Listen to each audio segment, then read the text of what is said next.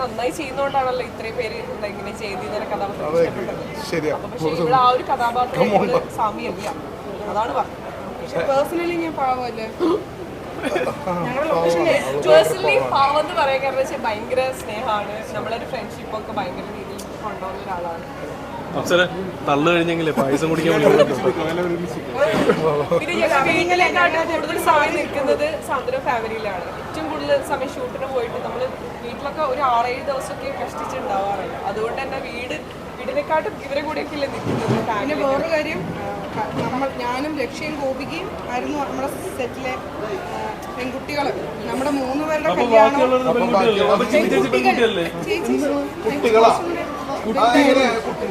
പോയാൽ ഞാൻ പറയട്ടെ, ഞങ്ങളുടെ 3 പേരുടെ കല്യാണം സാന്ത്വനം ഫിനിഷ് ആവുന്നതിനും അല്ലേ സാന്ത്വനം നടക്കുമ്പോഴായിരുന്നു. ആദ്യം എൻ്റെ, അത് കഴിഞ്ഞിട്ട് പകുതി എത്തിയപ്പോഴേക്കും ലാസ്റ്റ് ലാൻഡപ്പ് ആയപ്പോൾ ഞങ്ങള് കല്യാണം കഴിക്കാൻ മാക്സിമം ശ്രമിച്ചു, പക്ഷേ പറ്റിയില്ല.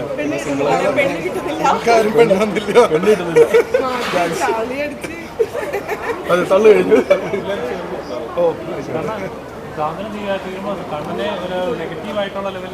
അല്ല, പോസിറ്റീവായിട്ടുള്ള ക്ലൈമാക്സ് അത് വേറൊന്നുമല്ല. അത് കണ്ണൻ സ്വന്തമായിട്ട് അവന് നന്മയുണ്ടായിരുന്നു, ആ നന്മയുടെ കുറച്ച് വ്യത്യസ്തമായിട്ട് വന്നു. ഇത്രയും പോലെ അവരെപ്പോഴും പറയായിരുന്നു ചേഞ്ച് വേണം, ചേഞ്ച് വേണം. എല്ലാവരും മണ്ടത്തരങ്ങൾ പറയുന്ന ഒരാളായിട്ടാണ് കാണുന്നത്, അല്ലെങ്കിൽ കണ്ണൻ കുട്ടിത്തം അങ്ങനെയൊക്കെയാണ്. ചേഞ്ച് വേണം, ഇത്രയും ചേഞ്ച് ഒട്ടും പ്രതീക്ഷിച്ചില്ല ആൾക്കാരുടെ. അതായത് ചേഞ്ച് എന്ന് വെച്ചാൽ ഡാ മണ്ട എന്ന് വിളിച്ചോണ്ടിരുന്ന ആൾക്കാര് എടാ ഉടായിപ്പ അതാണ് വ്യത്യാസം. ഇല്ല, ഭയങ്കര മെച്ചുവേർഡ് ആയിട്ടാണ് പിന്നെ ലാസ്റ്റ് ക്ലൈമാക്സിൽ അദ്ദേഹം ചെയ്ത് അവസാനിപ്പിച്ചത്. പക്ഷെ നമുക്ക് സാന്ത്വനത്തിൽ ഇപ്പൊ നിങ്ങൾ തന്ന എല്ലാ സപ്പോർട്ടും നമ്മള് ഇനി ഒരു പ്രധാന കാര്യം എന്താ വെച്ചാൽ സാന്ത്വനം എന്ന് പറയുന്നത് ഒരു ടീമിന്റെ മാത്രമല്ല, മൊത്തം ജനങ്ങളുടെയും കൂടി ഒരു സപ്പോർട്ടോട് കൂടി വിജയിച്ചു.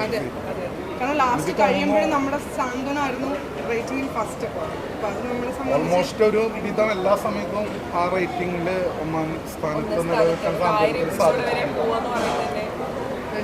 പിന്നെ ഇതില് ഈ ഒരു അവസരത്തിൽ പറയാം, ഇതിൽ ഏറ്റവും ഞങ്ങളെ വേദനിപ്പിക്കുന്ന ഒരു ഘടകം എന്ന് പറയുന്നത് ഞങ്ങളുടെ സാറ് വിട്ടുപോയത് തന്നെയാണ്. അതോടൊപ്പം തന്നെ നമ്മുടെ മറ്റേ കൈലാസേട്ടൻ, അദ്ദേഹവും അങ്ങനെ 2 വേർപാടുകൾ ഞങ്ങൾക്കുണ്ടായി. അത് വളരെ സങ്കടകരമായൊരു കാര്യമാണ്. എന്നാലും അവരുടെയൊക്കെ അനുഗ്രഹവും അവരുടെയൊക്കെ സപ്പോർട്ടും ഞങ്ങൾക്ക് എന്നും ഉണ്ടാവുമെന്ന് വിശ്വസിക്കുന്നു. ഇനി മുന്നോട്ട് ഞങ്ങളൊക്കെ ഒന്നിച്ച് ചെയ്യണം എന്ന് തന്നെയാണ് ഞങ്ങളുടെ ആഗ്രഹം. എല്ലാവരും പറയുകയാണെങ്കിൽ പ്രേക്ഷകരൊക്കെ അതെന്നെ പറയുന്നത്. അല്ല, ഇത് കണ്ടിട്ട് ഏതെങ്കിലും ഡയറക്ടേഴ്സിനോ പ്രൊഡ്യൂസറിനോ നമ്മൾ ഈ ടീം വെച്ചിട്ട് തന്നെ പുതിയ പ്രൊജക്റ്റ് ചെയ്യാൻ താല്പര്യമാണ്. ഞങ്ങൾക്ക് ഒരു വിരോധമല്ല. പൈസ വേണ്ടത്, പൈസ ഇല്ലാതെ തമിഴില്ല. ഇതിന്റെ സെക്കൻഡ് പാർട്ട് അനൗൺസ് ചെയ്തിട്ടുണ്ടല്ലോ, പക്ഷെ അതിന് നമ്മുടെ ടീമല്ല അല്ല അല്ലേ? അത് ഓൾറെഡി ഞങ്ങൾ ഒരു 1000 എപ്പിസോഡിലൊക്കെ പ്രൊഡക്ഷൻ അങ്ങനെയാണ്. 1000 എപ്പിസോഡിൽ അവരുടെ പ്രൊജക്റ്റ് കഴിയും. കാരണം ഒരു ഏറ്റവും ഭംഗിയുള്ള സമയത്ത് നിങ്ങൾ കണ്ട് കൊതി തീരണതിന് മുമ്പ് പോകണല്ലേ നല്ലത്. പക്ഷെ ആദിത്യ സാർ എപ്പോഴും പറയായിരുന്നു 1000 എപ്പിസോഡിലാണ് ഇവരുടെ രഞ്ജി സാർ ചേച്ചിയുടെ എല്ലാ പ്രൊജക്റ്റും അങ്ങനെയാണ് കംപ്ലീറ്റ് ആവാറ്. അപ്പം ആദിത്യ സാർ പറയുന്നത് ഈ ഒരു സാന്ത്വനം കുറച്ചുകൂടെ കൊണ്ടുപോകണം, 1000 കുറച്ചുകൂടെ പോകണമെന്ന് എപ്പോഴും പറയാറുണ്ടായിരുന്നു ഞങ്ങളുടെ അടുത്ത്. ഏകദേശം അദ്ദേഹം മരണത്തിന് മുൻപ് തന്നെ തീരുമാനിച്ചിട്ടുണ്ടായിരുന്നു ഈ സീരിയല് അടുത്ത് തന്നെ നിർത്താമെന്നുള്ളൊരു ക്ലൈമാക്സ് എഴുതി വെച്ചിട്ടാണല്ലേ അദ്ദേഹം. അല്ല, നമ്മുടെ സീരിയൽ സ്റ്റാർട്ടിങ്ങില് ഈ ബ്രദേഴ്സ് അങ്ങനെയാണ് തുടങ്ങിയത്. അതുകൊണ്ടാണ് അങ്ങനെ തന്നെ ആവട്ടെ എന്ന് വിചാരിച്ചത്. പക്ഷെ അതിന്റെ ലാസ്റ്റ് വരെ ഞങ്ങൾ എല്ലാവരും ഉണ്ടായിരുന്നല്ലോ. ക്ലൈമാക്സ്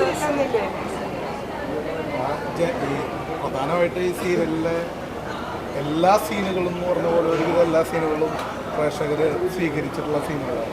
അപ്പോൾ അതിൽ ചെറിയൊരു വേഷം ചെയ്യാൻ വന്നിട്ടുള്ള ആൾ പോലും ഇന്ന് ജനങ്ങൾക്കിടയിൽ സുപരിചിതമായിട്ടുണ്ട് എന്നാണ് എൻ്റെ ഒരു വിശ്വാസം. അപ്പോൾ വല്ലപ്പോഴും വന്നു പോകുന്ന എൻ്റെ ഒരു ക്യാരക്ടറിന് പോലും ഒരുപാട് സപ്പോർട്ട് കിട്ടുന്നുണ്ട്.